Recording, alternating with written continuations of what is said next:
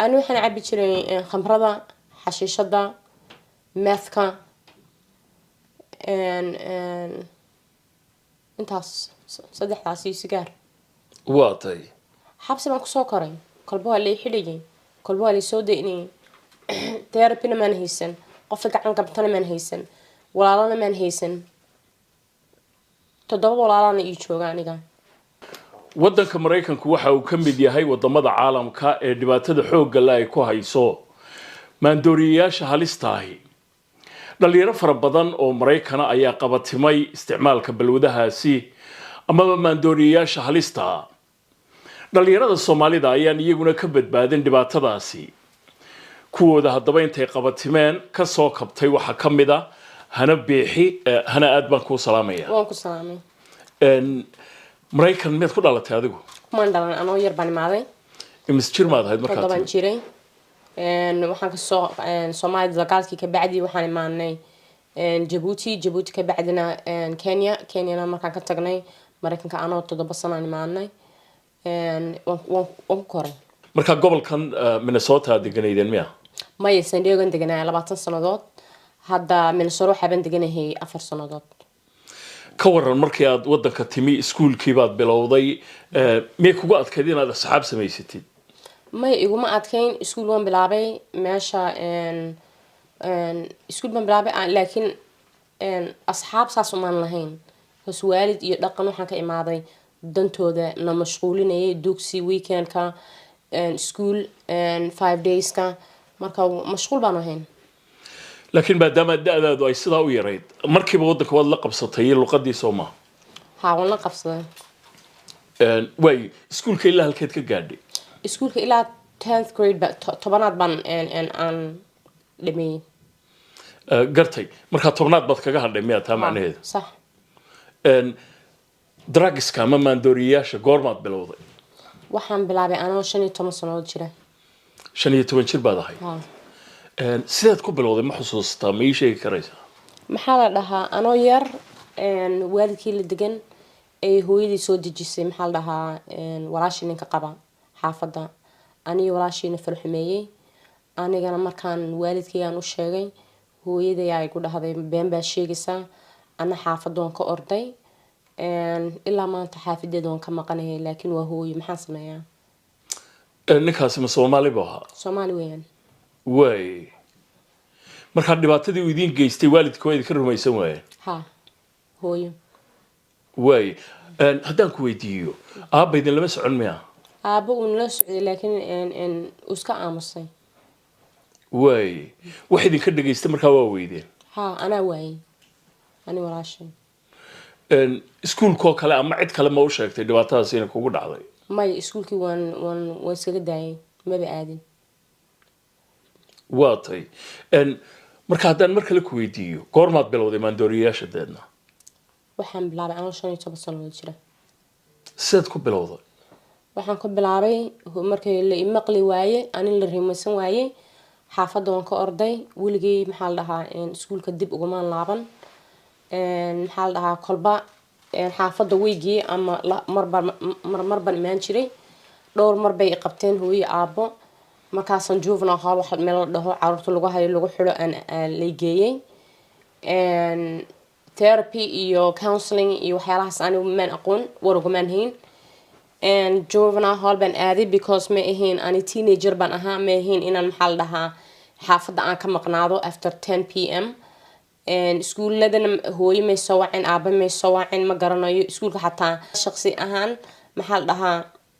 waxay haydeen inay waalidkii soo wacaan hana iskuul may aadin yani ma iga soo daba tagin ana deerono may ogeen maxaa la dhahaa ciladaha iyo problemka iyo igu dhacay ana laakiin 15 jir hana da'daadu aad ba u yaray sidaad ku heli jirtay maandooriyayaasha aad isticmaasho dadkaan la socon jiray wiiga waaweynayeen Soomaali baa habnaysa Mareykanka kale Soomaali waa Soomaaliya wanaga waaweyn oo tuugnimo aan baranay saasan bilowdeena u soo gadan jirnay marka waxa soo xadaan baa ku iibsan jirteen ha waatay wax dhibaato taas kalama idin kalumin maxaa kolba xasba kolba xabsi baan kusoo koray kolba waa lay xidhayay kolba waa lay soo daynayay therapyna maan haysan qofka gacan qabtana maan haysan walaalana maan haysan 7 walaalana ii jooga aniga kelinimadiisa adduunka markay cidhiidh ku noqoto muxuu sameynayaa balwadii baa haddana maxaa la dhahaa aan noloshayda aan mana ka dooran mana garanayso layskaga joojiyo dhowr treatmentna waan aaday laakiin dhowr bilood marka anoo nadiifa baan haddana iskaga laabanayaa long term treatment maan hayston inta igu badneed waxay ahayd 4 sanadood marka asxaabtaadii kale waad ka hadhaysay inta aad caawimada raadinayso ama aad doonayso inaad maandooriyaasha ama drugskii joojiso marka dambena iyagii baad ku noqonaysay miya iyagan ku laabanayay kolba dad kale baranayay maxaa la dhahaa xataa caruurtooda aabahood 20 sanadood iga weyn yahay jecel ma iga hayn يعني gabadh yaroo duruufsan baan ahaa oo caawitaan qof fahmi la therapy ma haysan waxaan haystay ma jirto imsa caruuraad dhashay 4 baan leeyahay 4 caruur ajnabi aan leeyahay ha way ninkaagu ma Mareykan buu ahaa markaa ha waa African American ninka halkaan uu dhalay African American ama madowga Mareykanku ahaa ha 20 sanadoodna uu ka weynaa ha dhibaatadaas maxaa keenay ani jecel ima geeninka balwad wax walba qof walba way bartay wax walba way ii geysay waqtiyada qaarkood cidla ma ku soo dhici jirtay oo tusaale ahaan homeless oo kale gurilaan ma ku dhacday waan ahaaba caruurtayda xataa markaan maxaa aan dhalay xaafad man haysan shaqo man haysan wallahi silac bay ahayd noloshayda haddana balwadana waxba ma ii fududayn marka xageed ku noolay kolba shelter kolba roommate kolba maxaa la dhahaa apartment haddana waqti dheer maan haysan xaafado because balwada maxaa la dhahaa marmar ila tegi jirtay noocyada aad isticmaali jirtay drugska ama maandooriyaashu nooceebay ahaayeen ani waxaan cabbi jiray khamrada xashiishada methka intaas saddexdaas iyo sigaar waatay ogaanta dhalinyarada Soomaalida ee Mareykanka dhibaato intee lag bay ku haysaa drugsku wallahi dhibaato weyn maalin walba qof baa dhibanaya wallahi is really sad maalin dhexdaas waxaan isnaqaan ay ku dhahay maxaa la dhahaa 4 wiilo Soomaali baa maxaa la dhahaa overdose last year December warna uma hayn halkan baan joogay laakiin shalay ma daraad baan maqlay saas ma aanan ku wada dhimano waanan ogaa maxaa laha balwada inayna maxaa dhahaa nafteeda u xuntahay kolba aan raadsinay anoo xanuunsanaya waan ka xumahay dhibaatada dareemayso muddo intee lag bad markaa ku jirtay nolosha saas wallahi maxaa la markaan isku geeyo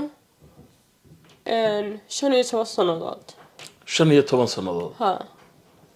15 sanadood oo waqti dheer laakiin waqtiyada qaarkood waad isku dayeysay inaad dhibaatada xal u hesho Soomaa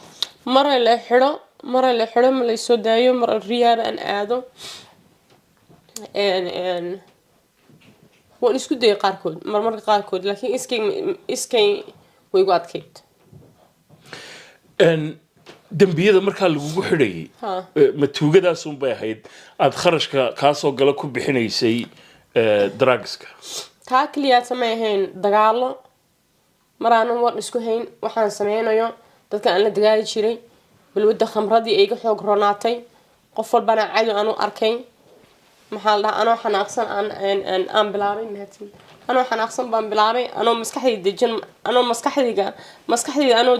anoo degan tahay ma bilaabin balwada dad qaarkoodna way ku raaxaystaan dad qaarkoodna dhibaato u keentaan ana dhibaato ii keenaysay amarkii ilaahay xataa hooyay igu dhahday balwada waan ka habaaray si kale baan noqdaa qof walbana qofkii saa ii eegaba waan la dagaaltami jiray awood aan ku anna qof yaroo gaaban baan oo awood aan kula dagaaltamo xataa ma tabar maba hayo qof hadduu saa ii riixaba waan dhacayaa asxaabtaadii kale bal hadday iga warra xaaladooda maxaad war ka haysaa asxaabtayda horta Soomaali ahaan marka la dhaho asxaabtayda San Diego ay igu dambeysay gabar Easter la dhaho iyo gabar Mona la dhaho iyo wiilal OJ iyo baashi iyo wiilal maxaa la dhahaa waxaan kusoo xasuustaa San Diego aan soo wala isticmaali jirnay hadda wallahi war kama hayo amarka Ilaahay markii dambe sideed ku gaadhay go'aanka kama dambaysta inaad faraha ka qaadid hadda igu dambeysay waxa igu dambeysay sanadkii soo dhaafay waa la xiray bishii 7 la xiray waa la soo daayay waxay igu soo daayeen meel dadka maskaxda iyo mental health ka hospital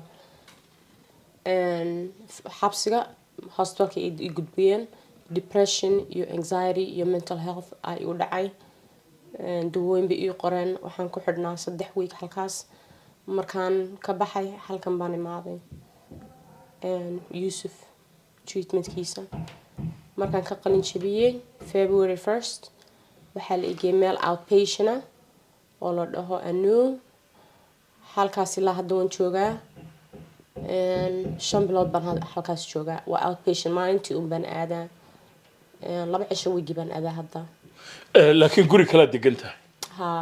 xaafad GRH ee dawladda iga bixisan deganahay Yusuf markaad leedahay waa xaruntan lagu caawiyo ama lagu la tacaalo dadka maaragtay qabatimay drugska ha caruurtaada xagee ku dambeeyay caruurtayda hooyo aabba ii haya dawladda iga qaadatay anoo maxaa la dhahaa dayacan oo depression igu dhacay oo aabahood aan istagaalnay waxay siiyeen waxay ahayd domestic violence bay dhahaan domestic violence waan istagaalnay caruurtii maxaa la dhahaa khayr mas'uul bay iga dhigeen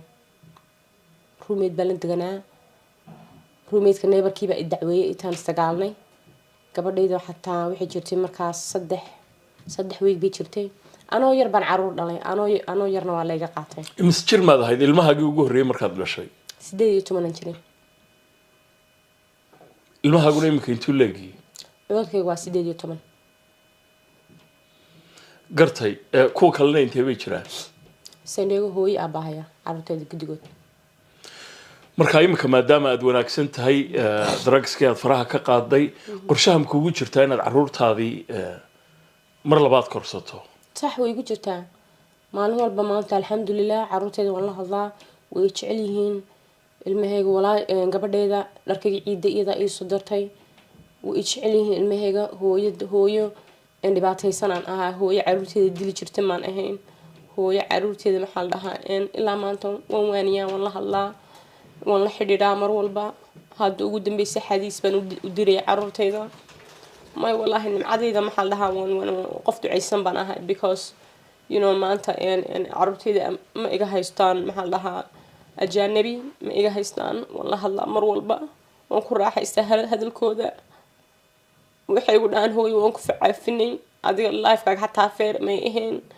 إن وين حريستان الحمد لله taageeradaad ka heshay xaruntan bal hadda ii sheeg hanay ريهابك waxaan ka walaawan ku ladnaaday maskaxda meeshii igu degtay miirkii baa igu soo laabatay maxaa la dhahaa waxa la igu soo koriyay ma ahan choice-na weeyaan ma doonin aan ku laabto anayna igu xiran tahay maanta anaa is dhisi karaa maana maxaa la dhahaa nolosha xumeed ku laaban karaa markaa ilaa July sanadkii hore mar dambe kumaad noqon maya November baan ku laabtay November baa igu dambeysay gartay laakiin imika way kaa go'an tahay inaad dib ugu laaban insha Allah ilaahay baan ka rajeynayaa maanta salaadeedu waan tukadaa salaad la'aanta awal maxaa la kolba on ku fay wiigu adkayd looda saanskaga joojiyo salaad la'aanta maanta wan xajiya dhibaatada ugu weyn ee qofka bini'aadamka dhalinyarada ah ay drugs ku geystaan maxaad ku tilmaami lahayd daawada ay u geystaan ma dhahday waxaan ku tilmaami lahaa maxaa la dhahaa وإسفهم قفنا من فهميان هذا المهنا جوك سو قاعدة أما قف كير هدو جوك سو قاعدة تراما وأنا العاوية counseling وإن لجيا المها وأنا الصعطة المها وأنا وريستها المها you have to kind of like protect them you know مركا يعني والد سود وإن حريص كل هلا هو محا كوق بتاع محدريميس help and محلها and help supports and positive activities في آخر الوضع أنا ما هو شيء كيسا عبرتها هنا واحد شعلهاي قفك دليرة ما أنت كتشر situation كياد كتشرتي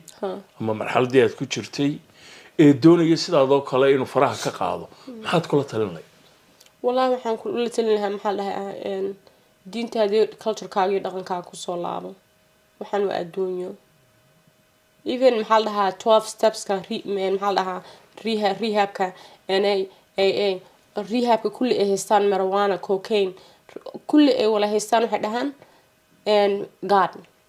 إله دانك حدنين and successful من